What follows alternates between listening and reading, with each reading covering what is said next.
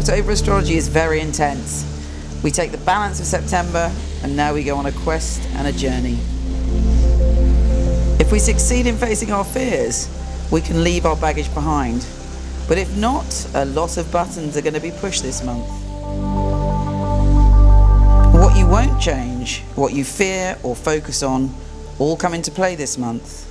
Mercury goes retrograde in the sign of endings, rebirth and reinvention, Scorpio. This is also the sign that rules our fears, our personal power, and yes, sex. If you've been resisting transformation, transformation will happen anyway.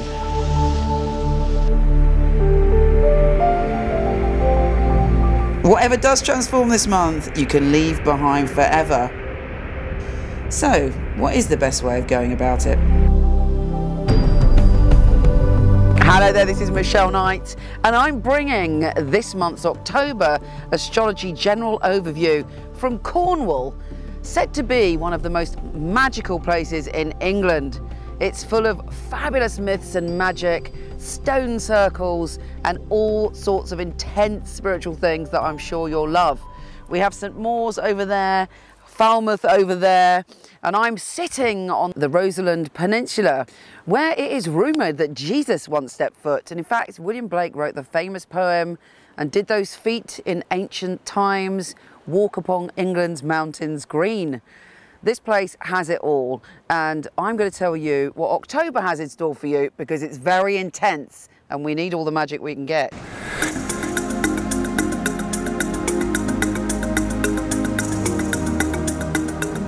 We are urged to find the positive this month, which is a lot of Libra energy, which is allowing us to see balance, to look at things objectively, to find our inner equilibrium and not kind of freak out to our primal desires. It kicks off with something challenging, which is Mercury, the planet of communication, going retrograde, going backwards in very intense and powerful Scorpio. You may find yourself dragged back to emotions from the past, maybe issues connected to love and obsession, of situations connected to a feeling of powerlessness or old wounds being reopened. Make sure you don't allow these old wounds to interfere with your day-to-day life, or to stop you evolving and growing, or to cast you backwards. You are in the present, and we each have this present moment. Old wounds are yesterday's news, and in fact, because of our old wounds, it's made us who we are today, and we have the power and passion to transform. Fortunately, on the 4th, when Mercury goes retrograde, we have a grand fire trine. Now, the positive of this is it imbues us with energy and passion and power to go forward and do what we want. And in fact, because Jupiter's in the mix, we have good fortune if we go after our dreams. However, we could use that energy to be angry and rage against the world. And there's a lot of that energy around this month, as I'll tell you about in a minute. It's up to you to understand your pain, look after and nurture yourself, and use that Scorpio energy to clear up the past, to be a psychic detective and work out what your karmic patterns are and what karmic connections you had to other people without blaming or feeling wounded by that.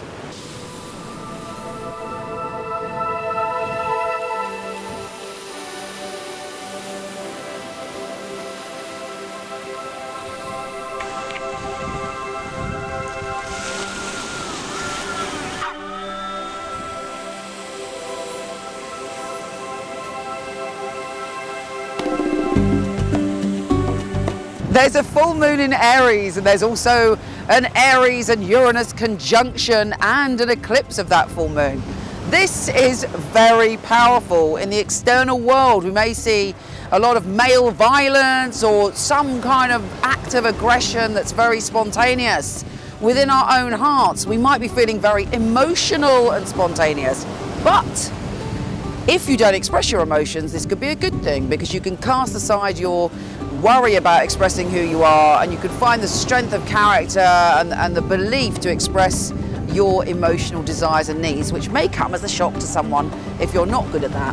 If you are already good at expressing yourself, be careful that you don't go over the top or say something which issues an ultimatum, because there is endings and beginnings with this emotional full moon.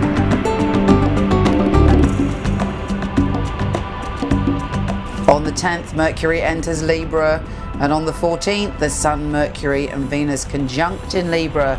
This is perfect. It gives us a welcome reprieve to some of the intensity of the month, and it also allows us to seek harmony in our life, to look at the world with beauty, and to be able to help others find balance in their life. This is very handy because on the 15th, the Cardinal Grand Cross is coming along to really push those buttons. Boom! We're back in that Cardinal Grand Cross energy. It's intense, it's full on, and it pushes our buttons yet again. This time though, the Cardinal Grand Cross has the moon in Cancer within it. So basically, when we feel vulnerable, when we feel powerless, when we feel insecure, become autocratic, become very dominant, or really dig our heels in, if you feel like that, really go within yourself and think, what is it that's making me feel vulnerable? And how can I handle this through love? Love of myself and empathy and compassion for others. Because that is the other side of Cancer, and that's the important side. To nurture yourself and not give in to fear, which is one of the most important and powerful messages of this month. So from the 23rd, this is when it all really overwhelms us a little bit like that, because we are awash with our emotions and the Scorpio energy really kicks in. We have the Sun entering Scorpio and we have a Scorpio new moon with an eclipse. So look out for things that can catch you unawares. But really, in all seriousness, we are plunged into our shadow. But we have to learn that our shadow is our friend. Fears can rule us, fears can block our life, fears can cripple us.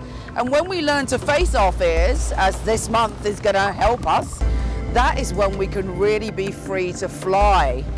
On that new moon, again, we may see something dramatic happen in the world that's unexpected, and in our own life, we're going through a personal rebirth where suddenly we have to face who we truly are.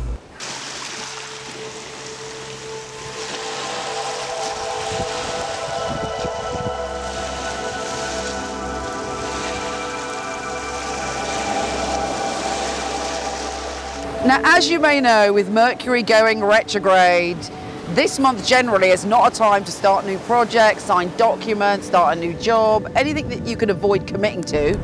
Then I would wait until the 25th, because on the 25th, Mercury goes direct in lovely Libra, and you should find a much more balanced view into what you're committing to. Having said that, I have to be honest, at the end of the month is when I'm most worried about the world, and we all have to stand together and send love to the world and compassion to the world and handle things gently. The Cardinal Grand Cross has shown us that we need to bring the feminine into our lives, nurturing, mothering, gentleness, and fill the world with that energy. Because on the 26th, I think it is, we have Mars going into Capricorn, and that is full on. Mars is the planet of war, the planet of passion, and Capricorn is very, very dominant. So we will see a lot of fundamentalism on every level try to become even stronger. And to top it all off, we have that squaring Uranus in unexpected Aries. So there may be more conflict towards the end of October, and it's up to us to be a beacon of love, to hold the energy, to spread the word of peace, to show humanity in all that we do, to try and bring about that balance. We are all being called upon to know how important we are, how we respond to things, what language we use, and how much love and empathy we have in our hearts can really affect the world now, and the world really needs it. This month may sound a bit intense and a bit harsh, but if we stand in love, we face our shadow, and we are compassionate to our fellow man and woman, then we will grow, we will become strong, and we will have the tenacity of spirit to spread the positive and create positive in our own life.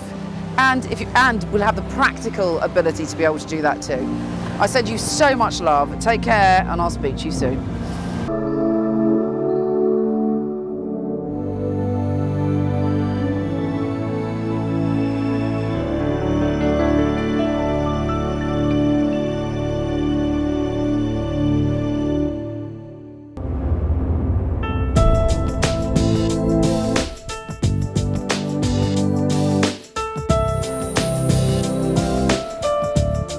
For further free astrology and loads of free tarot readings, come and visit me on my website, michelleknight.com.